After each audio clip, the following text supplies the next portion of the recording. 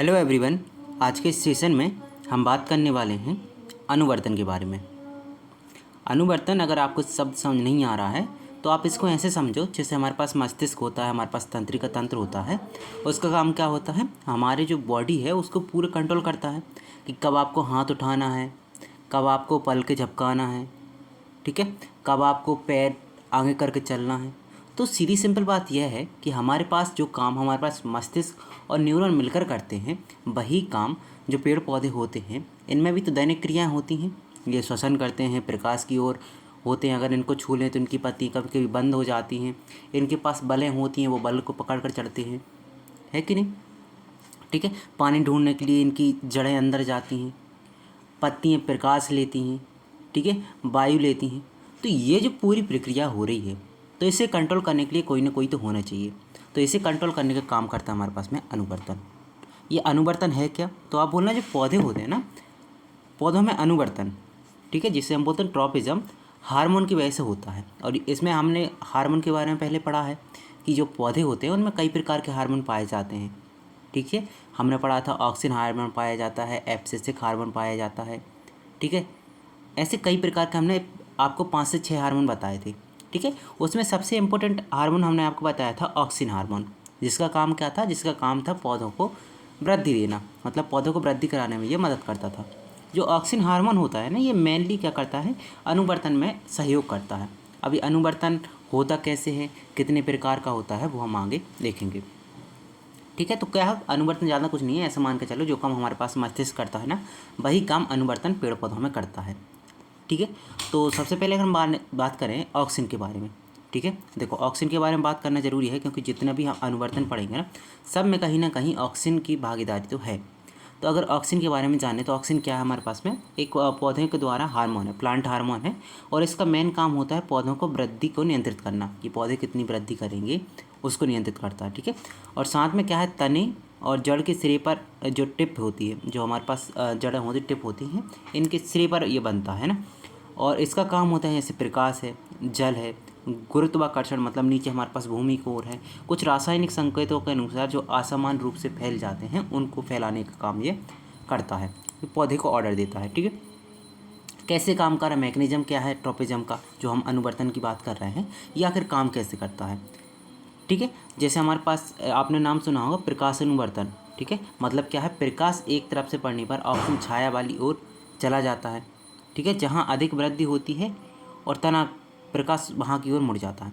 ये थोड़ा कठिन है ना, इसलिए इसको हम क्या है लास्ट में डिस्कस करेंगे कि आखिर जो प्रकाश अनुवर्तन होता है वो कैसे होता है। सबसे लास्ट वाली स्लाइड में हम इसके बारे में बात करेंगे, और इससे जो आसान आसान है उसको अभी हम बात कर लेते हैं कि आखिर काम कैसे कर रहा होगा, ठीक है। सबसे पहले हम बात करते हैं जलानुवर्तन, इंग्लिश में इसे बोलते हैं हम हाइड्रोट्रोपिज्म। देखो, यहाँ पे अनुवर्तन का मतलब तो अभी आपको बताया था हमने, क्या मतलब होता है, जो हार्मोन होगा ना, ऑक्सीजन हार्मोन है, या फिर हम बोल सकते हैं पेड़ पौधों का ये मस्तिष्क है, ये कंट्रोल कर रहा है। अब यहाँ पे आगे लिखा है जल, मतलब कि हमारे पास जहाँ पे पानी होगा उसकी ओर किसी न किसी को ले जाने का काम कर रहा होगा, ठीक है। जलानुवर्तन मतलब ऐसे समझो कि जल की ओर आकर्षण, है कि नहीं। तो आप याद रखना, जलानुवर्तन हाइड्रोट्रोपिज्म में क्या होता है, जड़ें वहाँ बढ़ती हैं जहाँ इनको क्या है, नमी अधिक होती है। जहाँ इनको लगे कि नमी इस साइड को अधिक मिल रही है तो ये उस साइड को, लेफ्ट साइड मिल रही तो लेफ्ट साइड बढ़ेंगे, राइट मिल राइट, और बिल्कुल नीचे मिल रही तो नीचे की ओर बढ़ेंगे, ठीक है। तो ऑक्सीजन की मात्रा उस दिशा में बढ़ती है जिससे कोशिकाएँ क्या है, ज़्यादा बढ़ती हैं। जैसे मान के चलो हमारे पास में एक हमारे पास एक जड़ है, ठीक है। अब ऑक्सीजन की मात्रा यहाँ पर ऊपर है अभी, ठीक है। अब जैसे ही इसको पता चला कि पानी तो इस साइड में है, ठीक है, हमारे राइट साइड में है, तो क्या होगा, जो ऑक्सीजन खिसक के राइट साइड में यहाँ पे आ जाएगा। जब ऑक्सीजन यहाँ पे आ जाएगा, और ऑक्सीजन का काम क्या होता है, वृद्धि कराना, तो यहाँ पे जितनी भी कोशिकाएं होंगी वो तेज़ी से वृद्धि करेंगी, किसकी, हमारे पास जो रूट है उसकी तेज़ी से वृद्धि करेंगी। तो जड़ क्या है, राइट साइड में इस साइड को ग्रोथ करने लगेगी, ठीक है। जैसे हम मानव से अगर तुलना करके बात करें कि मानव कैसे काम करते हैं, जैसे इंसान पानी की दिशा में बढ़ता है, जैसे किसी को प्यास लगी है तो उसे पता है कुआं लेफ्ट में है कि राइट में है, अगर लेफ्ट में है तो लेफ्ट साइड जाएगा, और राइट में है तो राइट साइड जाएगा।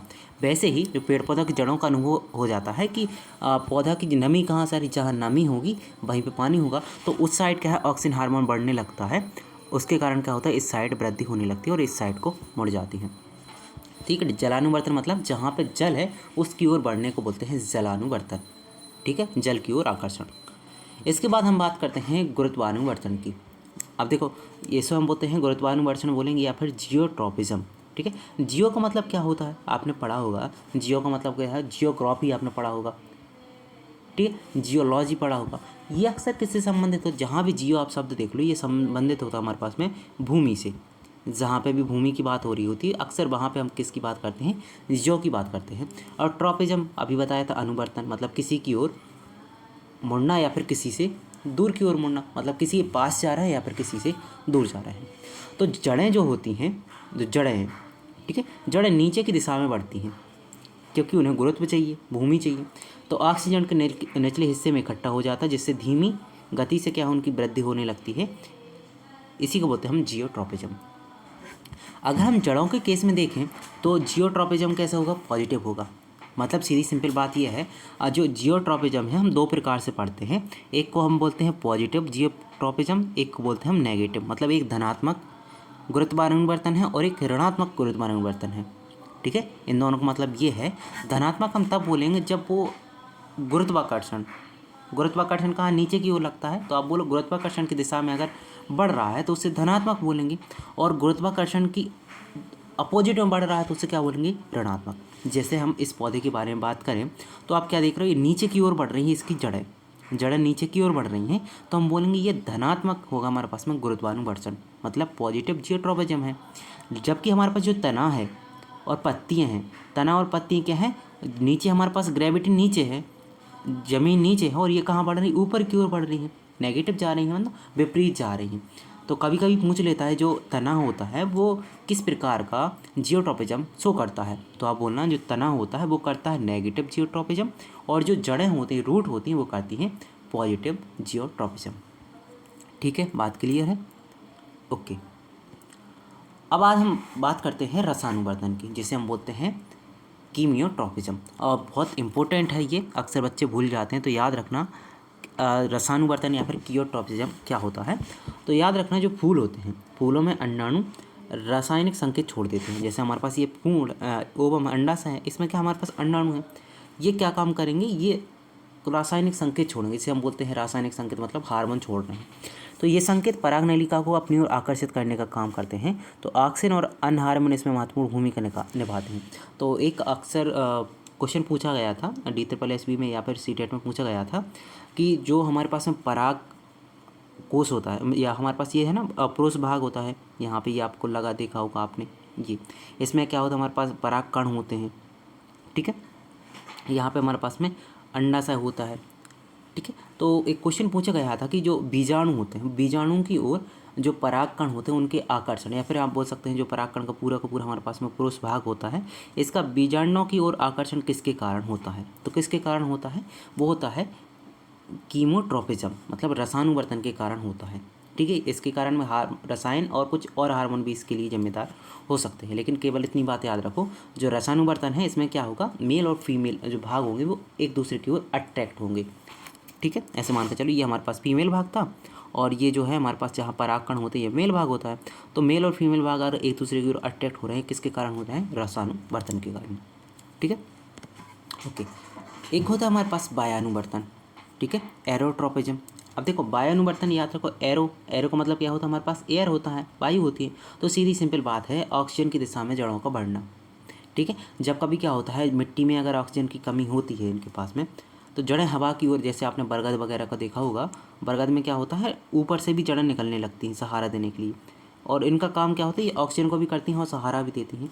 तो ये कुछ नहीं, वो ऑक्सीजन और साइटोकाइनेसिस दोनों इसमें काम करते हैं, और इसका काम होता है जहाँ पे वायु होगी उसकी ओर ये मुड़ेंगे। ठीक है, ओके। इसके बाद हम बात करते हैं थिग्मोट्रॉपिज्म, जिसे हम बोलते हैं स्पर्शानुवर्तन, स्पर्शानुवर्तन। ठीक है, इसका मतलब क्या है, स्पर्श का मतलब होता है किसी को छूना। ठीक है, तो जब पौधे का कोई भाग स्पर्श के प्रभाव में दिशा बदलता है तो उसे हम बोलते हैं स्पर्शानुवर्तन। ये दो प्रकार से हमें देखने को मिलता है। सबसे पहले तो हम देखते हैं जैसे हमारे पास कई पौधे ऐसे होते हैं, जैसे मटर के पौधे हैं, आपने देखा मटर है, कद्दू है, जो लतों वाले पौधे होते हैं, उनमें क्या है कुछ डंठल से निकले होते हैं, वो किसी को पकड़ने का काम करते हैं। एक तो यहाँ पर देखने को मिलता है, और दूसरी बात कहीं कहीं कि आपने छुई मुई का पौधा नाम सुना होगा, तो उसमें क्या होता है कुछ ऐसे हमारे पास में पौधे लगे होते हैं, और जैसे ही उनको पौधे की पत्ती को छुआ जाता है वो क्या करते हैं, बुझ जाते हैं, खुले हैं तो बुझ जाते हैं। तो ये भी क्या है, स्पर्शानुवर्तन का उदाहरण होगा। ठीक है, मतलब जहाँ पे स्पर्श होगा उसके कारण क्या है, ये बंद हो जाएगी। लास्ट हम बात करते हैं जो हमने अभी बात की थी, सबसे लास्ट में बात करते हैं फोटोट्रॉपिज्म, प्रकाश अनुवर्तन। थोड़ा कठिन है इसलिए हमने इसको लास्ट में रखा है, कठिन नहीं मतलब थोड़ा एक्सप्लेनेशन ज़्यादा है इसलिए। तो हम क्या बोलेंगे, जब पौधे का कोई भाग प्रकाश की दिशा में या फिर उसकी विपरीत दिशा में या तो उसकी ओर जाएगा या फिर उससे दूर जाएगा, ठीक है, या तो प्रकाश की ओर आएगा या प्रकाश से दूर जाएगा, तो इसे बोलते हैं फोटोट्रॉपिज्म। अब जैसे हमने बात की थी पौधे में कि हमारे पास में ये पत्तियों वाला भाग है, तना है, तो तना क्या है, फोटोट्रॉपिज्म शो करेगा क्योंकि ये प्रकाश की दिशा में बढ़ रहा है, जबकि जो जड़ें हैं वो क्या है, ग्रेविटी की दिशा में बढ़ रही, तो ये क्या है, नेगेटिव करेंगे। तो अब की केस में ये हो जाएगा नेगेटिव जड़ों वाला और ऊपर की ओर ही हो जाएगा पॉजिटिव। एक पॉजिटिव फोटोट्रॉपिज्म होगा और एक नेगेटिव फोटोट्रॉपिज्म होगा। अब ये सब कैसे होता है वो जानूँ कि हमारे पास क्या है, जैसे आप देखो हमारे पास क्या है, ऑक्सीजन हार्मोन है। तो ऑक्सीजन हार्मोन है, तने को उस हिस्से में अधिक होता है, एकत्र हो जाए जहाँ पे छाया पड़ रही है, ठीक है, हमारे पास तने को उस हिस्से में अधिक हो जाए जहाँ पे छाया पड़ रही है, तो छाया वाले भाग में कोशिकाएं अधिक हो जाती हैं, अधिक लंबी हो जाएंगी। जैसे एक साइड से लंबी होती दूसरी साइड से झुकने की वजह से इस साइड को झुक जाएगा। जैसे आप यहाँ पे देखो, ये हमारे पास में एक पौधा है, वो बेंड हो रहा, कैसे हो रहा, ऐसे मान के चलिए हमारे पास में ऐसे था, नॉर्मल था, ठीक है। अब ऑक्सीजन का मॉलिक्यूल आप यहाँ पे देख रहे हो, ऑक्सीजन मॉलिक्यूल क्या हो गया, इस साइड में लेफ्ट साइड में आ गए, तो लेफ्ट साइड की इसकी वजह से इस यहाँ पे क्या हो जाएगी, इसकी कोशिकाओं की वृद्धि हो जाएगी और यहाँ पे कमी हो जाएगी, तो क्या है, इस साइड को ये मुड़ जाएगा। लेकिन क्यों मुड़ रहा है, उसके मुड़ने का कारण ये था कि प्रकाश इस साइड था, लाइट यहाँ से आ रही थी, वो प्रकाश की ओर इसको मुड़ना था। जैसे आपने देखा होगा सूरजमुखी का पौधा हमेशा प्रकाश की ओर मुड़ता है, वो क्यों मुड़ता है, वो इसी वजह से मुड़ता है, ठीक है। बाकी समरी है, आप इसको पढ़ लेना, ओके।